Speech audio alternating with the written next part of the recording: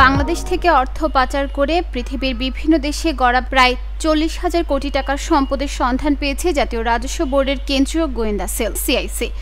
গতকাল রোববার রাষ্ট্রীয় অতিথি ভবন যমুনায় এনবিআর চেয়ারম্যান মোহাম্মদ আব্দুর রহমান খান ও সিআইসি মহাপরিচালক প্রধান উপদেষ্টার কাছে এসব তথ্য তুলে ধরেন।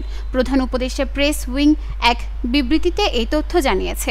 এতে বলা হয়, চলতি বছরের জানুয়ারি থেকে এ পর্যন্ত মোট 5টি দেশের 7টি শহরে অনুসন্ধান চালিয়ে এই তথ্য পাওয়া গেছে বলে প্রধান উপদেষ্টাকে জানিয়েছেন সিআইসির মহাপরিচালক আহসান হাবিব।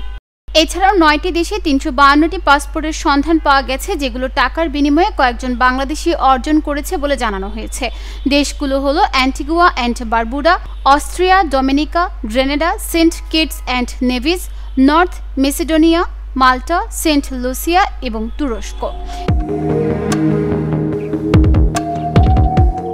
এই সময় আহসান হাবিব বলেন, দেশে বসে বিভিন্ন উৎস থেকে প্রাপ্ত তথ্যের ভিত্তিতে প্রাথমিক প্রস্তুতি শেষে সিআইসির গোয়েন্দারা দেশগুলোতে সরেজমিনে পরিদর্শন করে বিস্তারিত তথ্য তুলে নিয়ে আসেন।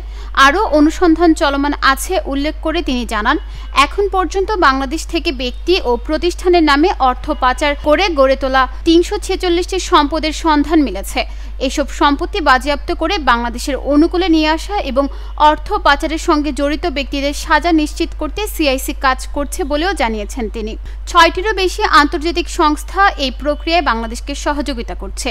তিনি বলেন, এখন পর্যন্ত আমরা যা পেয়েছি এটি টিপ অব দ্য আইসবার্গ। আমাদের কাছে এখনো প্রচুর তথ্য রয়েছে যা উন্মোচনে আরও সময় লাগবে।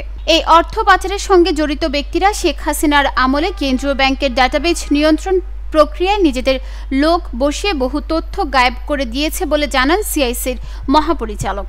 তবে তিনি আরও বলেন, আশার বিষয় হচ্ছে মুছে যাওয়া তথ্য উদ্ধারে দক্ষতা অর্জন করেছে সিআইসি। পরে প্রধান উপদেষ্টা অর্থ পাচারের সঙ্গে জড়িতদের চিহ্নিত করে আইনের আওতায় আনতে দুদক, সিআইসি ও পুলিশের সিআইডি সহ অন্যান্য সংশ্লিষ্ট কর্তৃপক্ষের সমন্বয়ে যথাযথ ব্যবস্থা গ্রহণের নির্দেশ দেন। তিনি বলেন, এমন দৃষ্টান্ত স্থাপন করতে হবে যাতে ভবিষ্যতে কেউ দেশের সম্পদ লুট করে বিদেশের সম্পত্তি তৈরি করতে না পারে। সিআইসি অনুসন্ধান কাজ চলমান রাখার নির্দেশনা দিয়েছেন প্রধান উপদেষ্টা। দেশের অর্থনৈতিক খাতের এই লুটপাটকে ভয়াবহ দেশদ্রোহিতা হিসেবে উল্লেখ করে প্রধান উপদেষ্টা বলেন, ভবিষ্যৎ প্রজন্মের জন্য একটি সুন্দর দেশ বিনির্মাণ করতে হলে অবশ্যই এই লুটেরাদের আইনের আওতায় আনতে হবে। নিউজ ডেস্ক, চট্টগ্রাম সময়।